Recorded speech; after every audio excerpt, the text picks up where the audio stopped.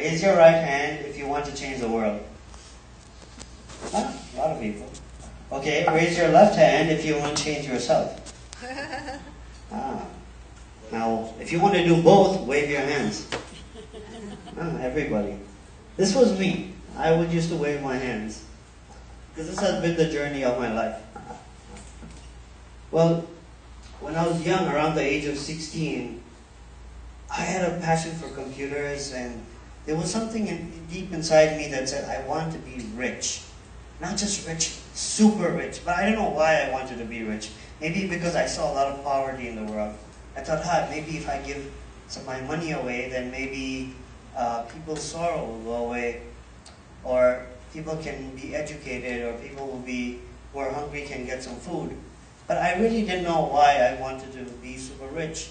One day I was watching TV, I was watching CNN, and there was a show where they interview famous people, successful people. So they asked one of the CEOs, why do you want to be rich? And he said, I want to be rich because I want to give my money away. Immediately a light went off in my head, and I said, this is the reason I want to be super rich. I had found my purpose. And from that day onwards, every step I took in my life was with the vision that I had to be super rich so I could change the world, to take away suffering. And that really motivated me. So I worked really hard. I grew intellectually and I grew financially. But suddenly, one day there was a thunderstorm in my life, and I lost partial vision. And as I lost partial vision, the vision for my future also disappeared. I couldn't earn money anymore because I lost my job. I lost all hopes for the future. So what would I do? I was in deep trouble. I couldn't change the world anymore. So I had to figure out something. So I thought to myself. Then I heard something about the poet Rumi. And Rumi said, when I was young, I was clever. I wanted to change the world. Now I am wise, so I want to change myself. I said, this is the right thing for me. Let me figure out what it means to change myself. So instead of looking outside, I couldn't look outside anyways, I started to look inside. I said, who am I? How can I change myself? What does it mean to change myself? As I looked deeper and deeper and deeper, I came across something that I heard about the Buddha.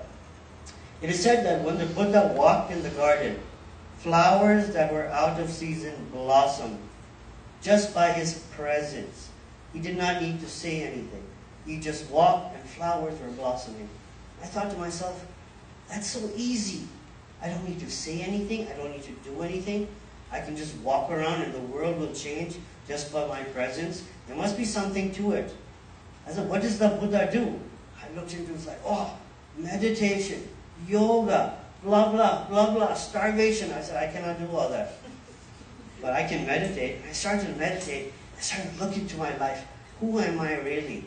Deep, deep inside, I started to look. And then I found out something. Found out who I really am. I found out my talents. I started working myself. And my energy started to change. As my energy started to change, people around me started to change. And I figured out that there's a formula to this. The formula is learn, earn, and return. Learning. We always think of learning as only a head learning. We go to school, we learn from our teachers, we learn from our parents, we learn from society, we learn from the TV, from the magazines. It's always outside in, all in the head. Some of it is nonsense. Some of it is not true. And there's another way of learning, that's learning from the heart.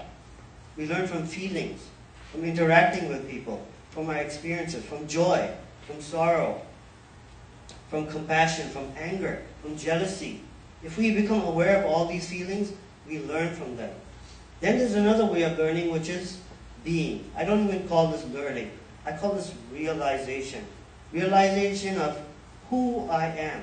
Why am I here? What are my gifts? What is my purpose in life? And when we start to realize who we are and our purpose, our energy changes.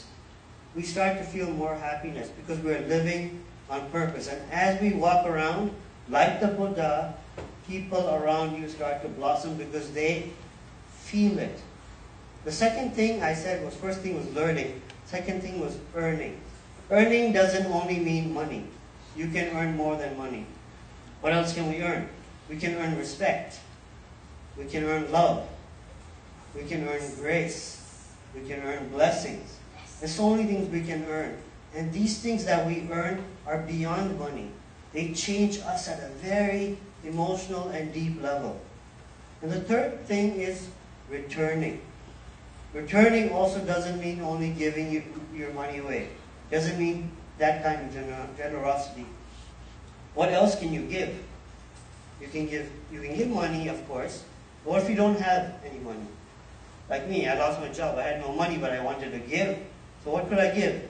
I could give my time. I could give my wisdom. I could give love. I could give compassion. I could give silence. Do you hear the silence? Silence is very powerful. These things, if we can give it to people, again, everything we give starts to grow within us. So learning, earning, and returning. This was the formula I started to work with, and I live with this formula every time. And it's a circle. The more we learn, the more we earn, the more we give and return, and we start to learn. Because every time we give, we learn something from the person we give to. So it's a cycle that keeps moving and keeps moving. And as that cycle keeps moving, we keep getting more and more energized. And then the greatest thing is even when we are silent. Many times I'm silent and I go and I sit with people, and I sit in meditation, and they feel the energy. Because I'm giving out love. I'm giving out kindness, compassion. And that does not have to be words. So what I'm here to share with you today is it's more important to change yourself first. When you change yourself first, you don't need to change the world. The world will change by itself. You know, Gandhi says, be the change that you wish to see in the world.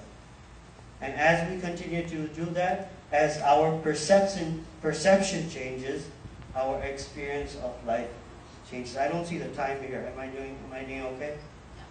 Oh, timer's not paying attention. Oh, thank you. Too much silence. Okay, so